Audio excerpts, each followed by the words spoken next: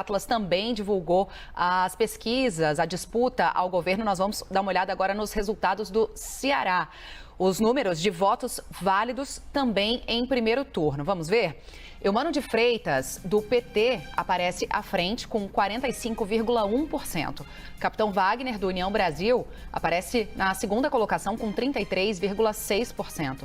Roberto Cláudio, do PDT, tem 20,8%. O candidato Chico Malta, do PCB, foi citado, mas não chegou a 1% dos votos válidos. Já os candidatos Serlei Leal, do Unidade Popular, e Zé Batista, do PSTU, não pontuaram. A pesquisa foi registrada na Justiça Eleitoral com o número CE 02332-2022. Foram ouvidas 1.600 pessoas entre 24 e 28 de setembro, com margem de erro de 2,5 pontos para mais ou para menos e nível de confiança de 95%. André, e aí no Ceará, vou chamar o André Roman de volta para cá, CEO da Atlas, para a gente continuar esse nosso bate-papo aqui, mais um resultado estadual no Nordeste. E repetindo o que a gente viu na Bahia, né, André, um candidato do Partido dos Trabalhadores, né, com essa vantagem também levando um bocado da popularidade de Lula também para a disputa estadual. Queria te ouvir sobre esses números, mas no Ceará a gente vê um resultado um pouquinho mais apertado, né, uma diferença menor entre os 3 primeiros colocados.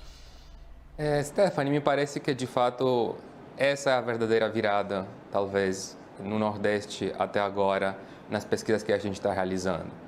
O Elmano era um candidato que não existia até 2 meses antes da eleição, essencialmente.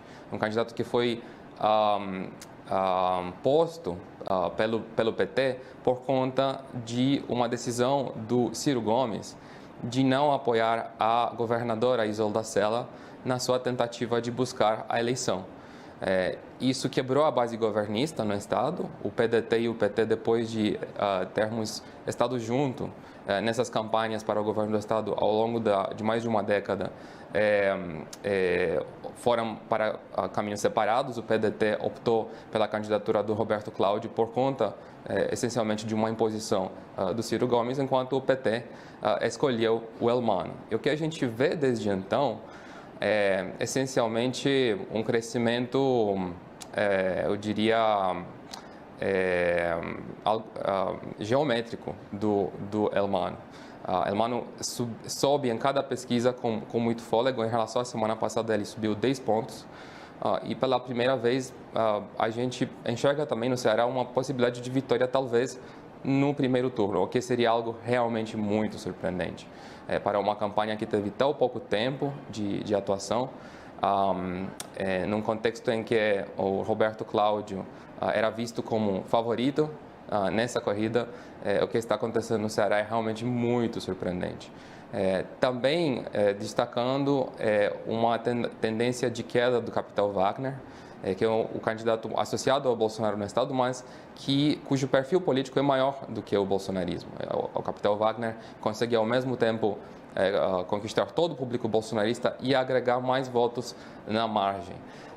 O que o Elmano está conseguindo fazer neste momento é basicamente tirar votos do Capitão Wagner. O Roberto Cláudio me parece que tem uma base mais sólida, essencialmente a classe média de Fortaleza, que tem uma imagem positiva sobre o legado como prefeito do Roberto Cláudio, mas essa vulnerabilidade do Capitão Wagner em termos de ser atacado como candidato bolsonarista, num estado onde o Bolsonaro, neste momento, está 10% abaixo do desempenho do Capitão Wagner, isso faz com que a tendência seja cada vez mais de subida do Elmano, queda do Capitão Wagner e talvez uma definição, mais uma vez, no primeiro turno, algo que eu considero muito surpreendente.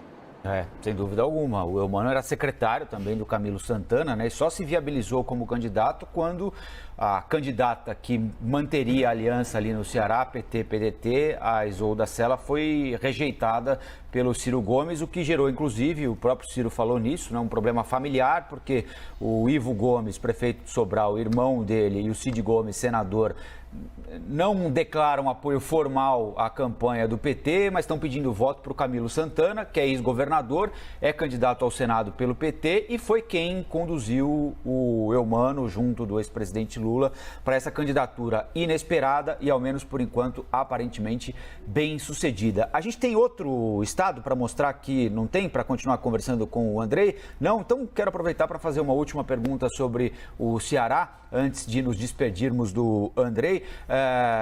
Por que essa transferência de votos se dá em alguns lugares de maneira tão drástica e em outros simplesmente o eleitor não parece ignorar, mas não leva tão a sério assim essa recomendação de voto? Estou falando de estados vizinhos ali, né? Você tem estados vizinhos, no Nordeste mesmo, onde a influência do PT é muito grande, em que nesse momento a participação do presidente Lula não parece assim tão relevante como acontece. A gente vê ali a impressão digital na Bahia e no Ceará. Por que essa diferença, Andrei? Me parece que tem um pouco a ver com o perfil de cada estado e também dos candidatos. No caso do Ceará, o Capitão Wagner é um candidato bastante fácil para o petismo desconstruir, né? Por conta do alinhamento dele ao Bolsonaro.